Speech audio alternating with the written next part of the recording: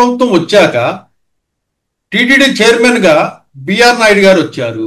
BR Naidu గారు వచ్చిన తర్వాత ఈ టీటీడీ పరిపాలనా విధానం ఏ విధంగా ఉంటుందండి అనుకుంటున్నారు స్వామి మీరు? కూటమి ప్రభుత్వం వచ్చాక ఈ యొక్క తిరుపతి లోపల కొన్ని మార్పులు చేయటం జరిగింది. మేము అనుకుంటున్నాము, మేము ఇప్పటికీ అనుకుంటున్నాము, ఈ యొక్క కూటమి ప్రభుత్వం అనేది తిరుమల తిరుపతి దేవస్థానాన్ని తక్షణమే టెంపుల్ సిటీగా ప్రకటించాలి.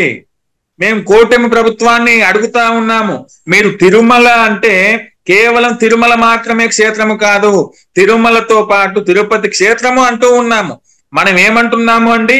టిటిడి అంటున్నాము, తిరుమల తిరుపతి దేవస్థానములు అంటూ ఉన్నాము. అంటే కేవలము తిరుమల వెంకటేశ్వర స్వామి మాత్రమే కాదు, తిరుపతి లోపల గోవిందరాజ స్వామి వారు ఉన్నారు. తిరుమల ఎంత పవిత్రమైనదో తిరుపతి కూడా అంతే పవిత్రమైనది. ఈ రోజు మనం చూడండి, ఒక కాశీకి వెళ్ళినా, ఒక మధురకు వెళ్ళినా, ఒక అయోధ్యకు వెళ్ళినా అక్కడ మద్యము మాంసం నిషేధిత ప్రాంతంగా ఉన్నాయి.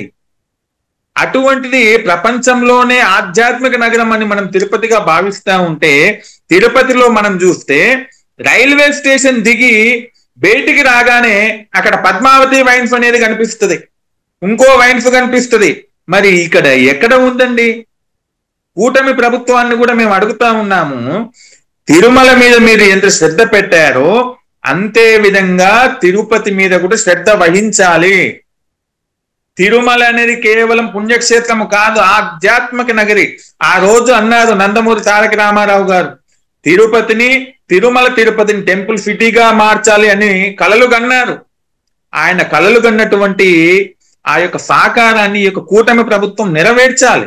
అప్పుడే తిరుమల క్షేత్రానికి, తిరుపతి క్షేత్రానికి భద్రత అనేది పెరుగుతా ఉంది. ఈ రోజు మనం చూస్తే తిరుపతి నగరం లోపల ఎక్కడికక్కడ కూడా అన్య మతస్థులు పుట్టగొడుగుల్లాగా పెరుగుతా ఉన్నారు. ఒకవైపు చర్చీలు పెరుగుతా ఉన్నాయి, ఒకవైపు మసీదులు పెరుగుతా ఉన్నాయి. దీనికి కారణం ఎవరండి?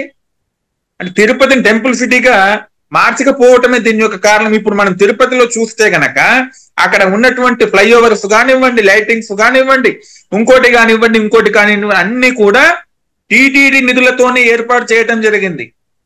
సగానికి సగం టీటీడీ భరిస్తూ ఉన్నప్పుడు ఆ తిరుపతి నగరాన్ని కూడా టీటీడీలో కలిపితే గనక ఎంచక్క టీటీడీయే ఆ తిరుపతి నగరాన్ని కూడా పోషిస్తుంది. అప్పుడు అక్కడ ఉన్నటువంటి అన్యమత కట్టడాలన్నిటివి పక్కకు పోతాయి. ఆ యొక్క తిరుపతి ప్రాంతం అంతా కూడా గోవింద నామస్మరణలతో మారుమోగుతూ ఉంది. ఎప్పుడైతే